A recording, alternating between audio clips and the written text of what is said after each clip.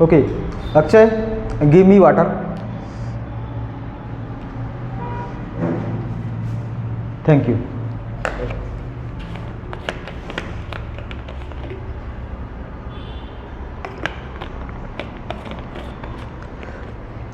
Good morning students. इससे पहले अपन ने क्या पढ़े, अफर्मेटिव और नेगेटिव। हाँ अब क्या पढ़ेंगे, इंट्रोगेटिव। कौन सा टेंस का पढ़ेंगे, पास्ट सिंपल का। ओके अब इसमें क्या होता है,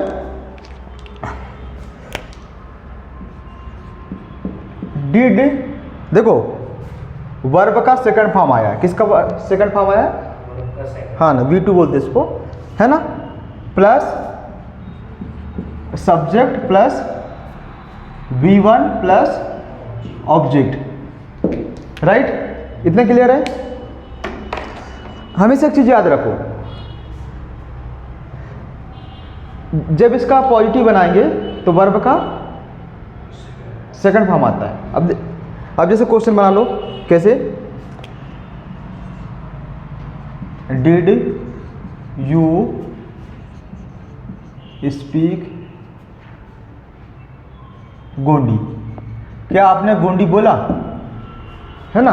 या फिर did you speak English, did you speak Hindi, did you speak Marathi. You can ask multiple questions if you have knowledge. Okay तो इसका मतलब क्या हुआ, क्या आपने गोंडी बोला, है ना।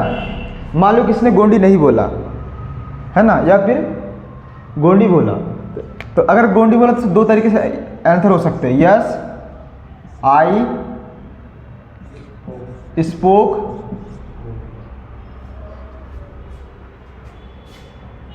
आया वर्ब का सेकंड फॉर्म, ठीक है, प्लस क्या आएगा, गोंडी, ऑब्जेक्ट में गोंडी आएगा, ठीक है। अब इससे पहले अपन पढ़े थे, क्या पढ़े थे, अगर इसका पॉजिटिव बनाना है तो क्या पढ़े थे अपन ने,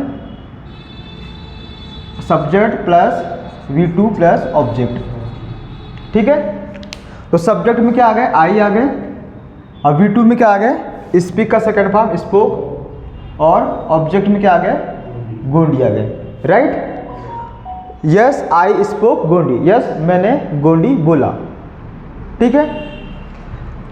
लेकिन एक चीज बताओ, यहाँ पे स्पीक आया है और यहाँ पे स्पोक आया, तो दोनों में क्या अंतर है, सेकंड फॉर्म है। हमेशा एक चीज याद रखो, जब भी इसका इंट्रोगेटिव या नेगेटिव होगा तो क्या हो जाएगा, V1 हो जाएगा। अभी देख लो क्या बनाएंगे अपन, नेगेटिव बनाओ इसका, नो आई डिड नॉट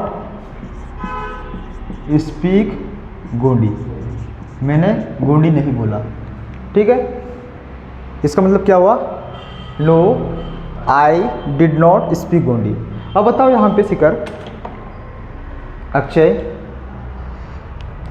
यहाँ पे क्या आया, V1 आया, और यहाँ पे V2 आया, और यहाँ पे भी V1 है।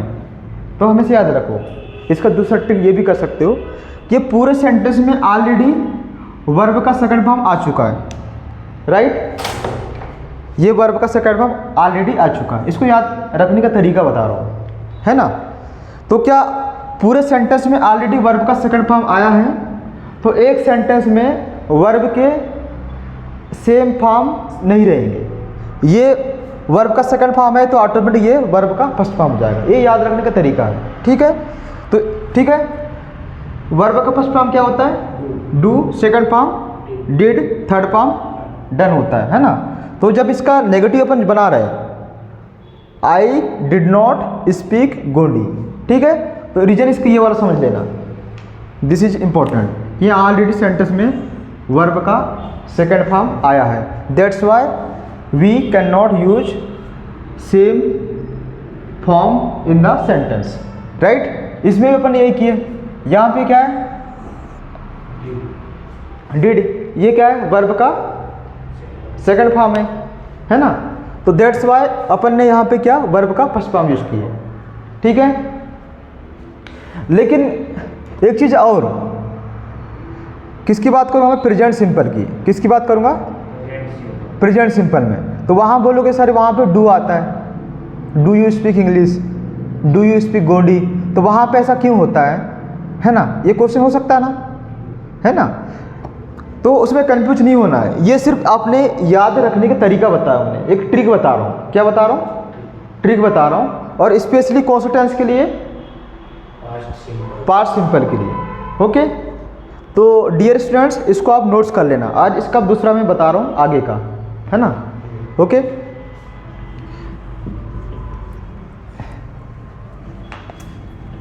हाँ, जिसको लिखना है वो इसको पॉज करके लिख लेना है, ठीक है? अब इसमें क्या करना है अपन को? सेम रहेगा, ये लिखा हो ना, ये सेम रहेगा, बस थोड़ा सा परिवर्तन कर देते इसमें। इंट्रोगेटिव में क्या लगा देंगे?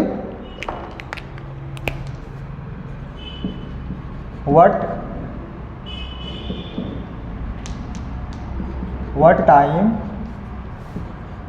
did you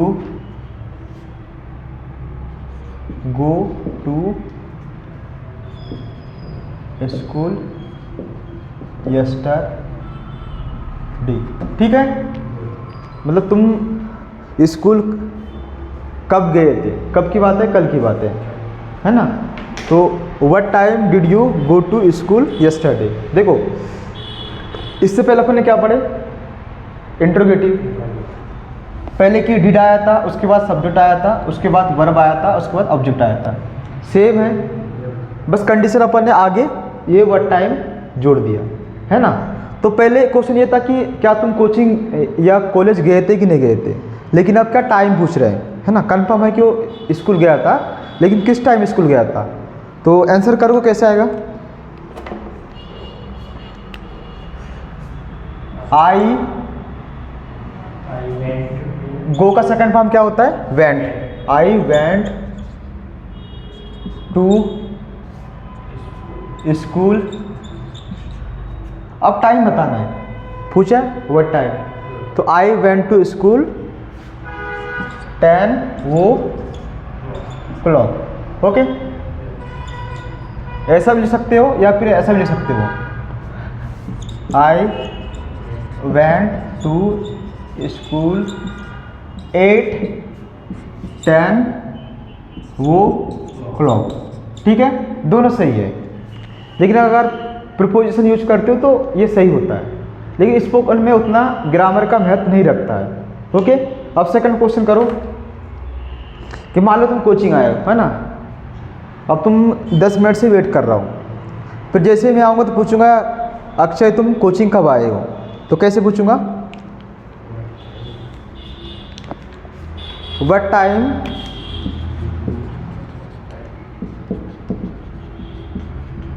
did you come to coaching. Okay, मान लो कि तुम कोचिंग आए, 10 मिनट से वेट कर रहे थे, मैं टाइम पूछ रहा हूँ कि यार अक्षय तुम कोचिंग कब आ गए, है ना? ठीक है, तो इंग्लिश में कैसे पूछेंगे? What time do you come to coaching. या फिर अपन ऐसे भी क्वेश्चन कर सकते हैं, when did you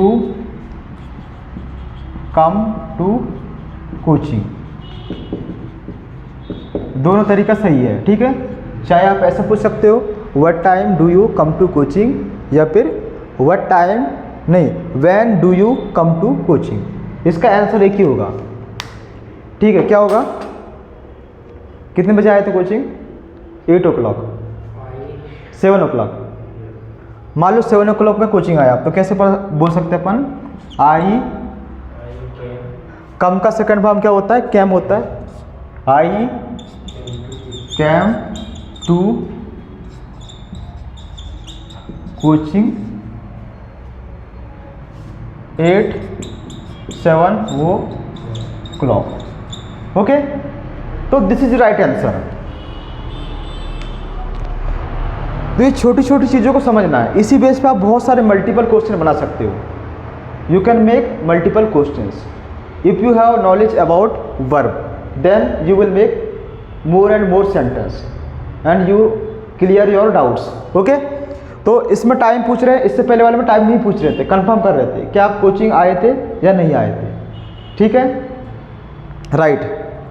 so thank you.